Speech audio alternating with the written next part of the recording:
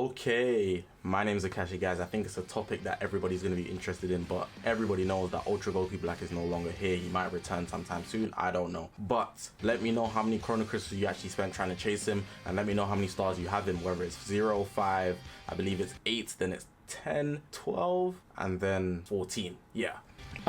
Let me know how many Chrono Crystals you spent and how many stars you got him. But yeah, with Ultras releasing quite fast, it seems, man, people want to know if we're going to be getting Ultras very rapidly. So let's actually look into it. Hopefully you guys are going to enjoy this video, man. Press the subscribe button. It's an interesting topic and I wanted to talk about it for a minute. Let's get into it. Okay, so being in 2023, I think the main 3 Ultras we have to talk about is literally Ultra Gogeta Blue, Ultra Hit, and then we led into Ultra Goku Black Rosé. Them 3 released in such quick succession, and that's not even including everything else that they slid in between. And I feel like what makes the big fuss about Ultras is that, for one, they're most likely easily the best unit in the game when they drop, most likely. I thought Hit was maybe an exception, but Ultra Gogeta Blue was very apparent.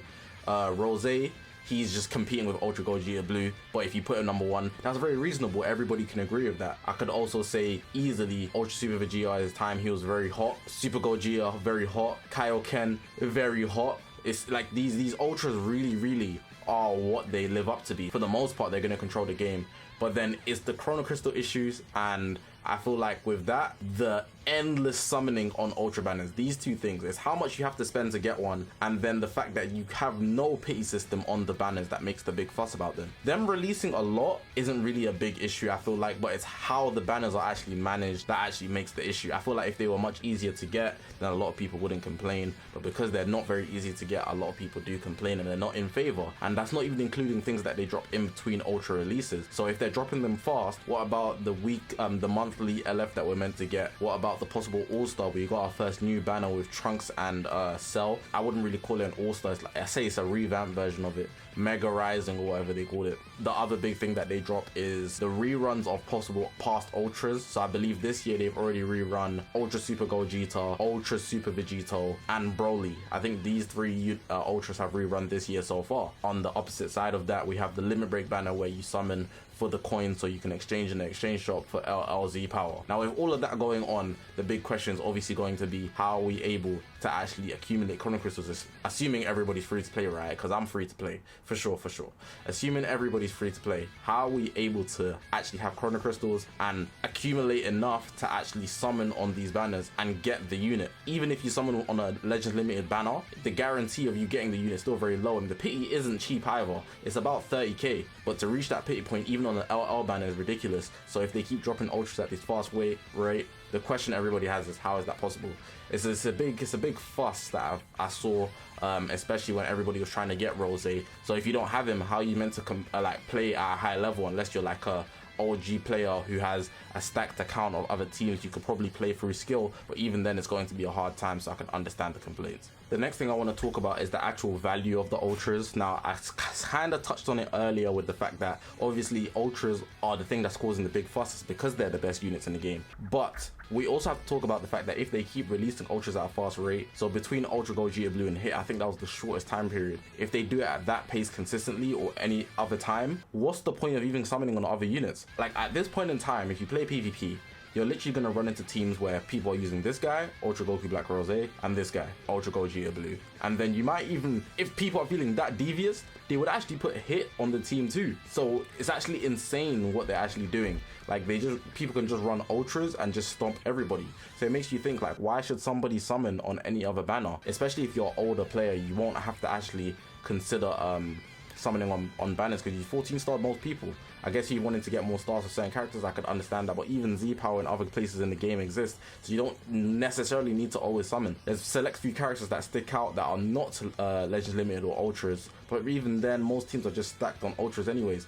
Most teams, I'm telling you right now, as a God rank player myself, almost every team, unless people just want to be different, pretty much running Rosé and Ultra Gogeta Blue on the same team, or even Hit on Future is another thing I've seen. It's wild, all these Ultras taking over. I feel like it's just not worth it to summon on Ultras. I know a lot of people would have the same opinion. I mean, it's not worth it to summon on anything else that isn't Ultra. Ultra is the only thing that you want to summon on, but then at the same time, it feels like you're going to get shafted every time you summon, so it's like, what do? You just kind of just have to take the risk. And it also makes this fuss about, oh, the game's unplayable as a free to play. For most people, I think people are heading to that point. I'm not gonna lie, as all of us are free to play, right? All of us are free to play. A lot of people are heading to that point, given that they just don't have the chrono crystals, and even if they do, they're just gonna get shafted because ultra banners just literally have a bottomless pit of how long you can go without pulling anything, and that's quite sad, honestly. That's just straight up sad.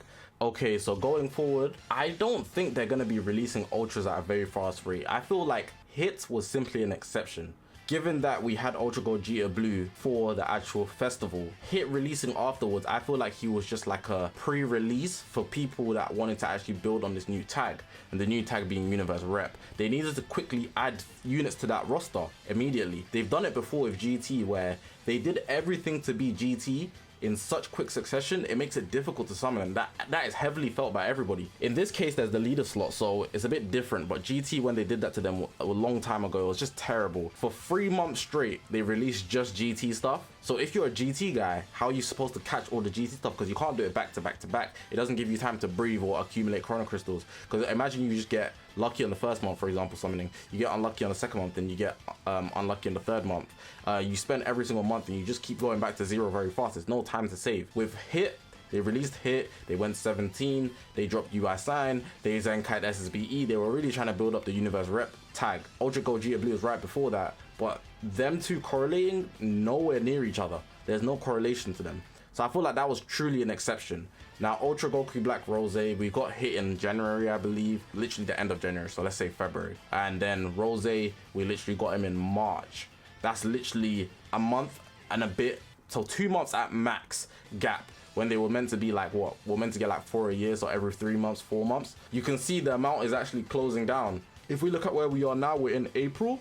If we actually count from April, May, June, the anniversary is very soon. I think if they follow the same format as last year, we shouldn't get an Ultra until maybe July, August. But that's assuming that how they've been moving has just been exceptions. What do I think? I think it's truly just an exception. They know how to make their money. They know what they need to do. But it does cost a lot to actually produce these Ultras. Taking Toshi's words, it does take a lot of time rather to create these Ultras. So unless they've just got Ultras prepped already, I think it's just an exception that we've actually been through, and we've seen this before just with a different tag. I think it's simply because Universe Rep is the new tag and they wanted to build it up. They released Hit very fast right after Ultra Gold Gita Blue, and Rosé is in preparation for the anniversary, which everybody's pretty much expecting our Ultra Vegito Blue. That's my take on the Ultra situation. I wanted to talk on it because a lot of people are very upset that they might have not been able to get Ultra Rosé, and generally just a lot of people got shafted. Even I got shafted. I got 2 copies, right? I got 2 copies very early on, but to get my 3rd copy, and I didn't get it, by the way, I just stopped. It would have cost me way more than I'm willing to give, especially because I'm not the biggest Future fan in a sense, so I wasn't really digging for it. Rosé does look beautiful, but it just isn't me personally. I didn't really need to go that deep. I'm happy to just have him. I should be grateful, you know. So yeah, I think that's everything I wanted to say for this video. Let me know your thoughts on my thoughts. Answer that question I gave at the start. How many chrono crystals you spend on Rosé and how many stars you got him? I'm gonna leave it like that though, guys. I appreciate you guys for watching. My name's Zakashi, guys. I'll see you guys in the next one, man.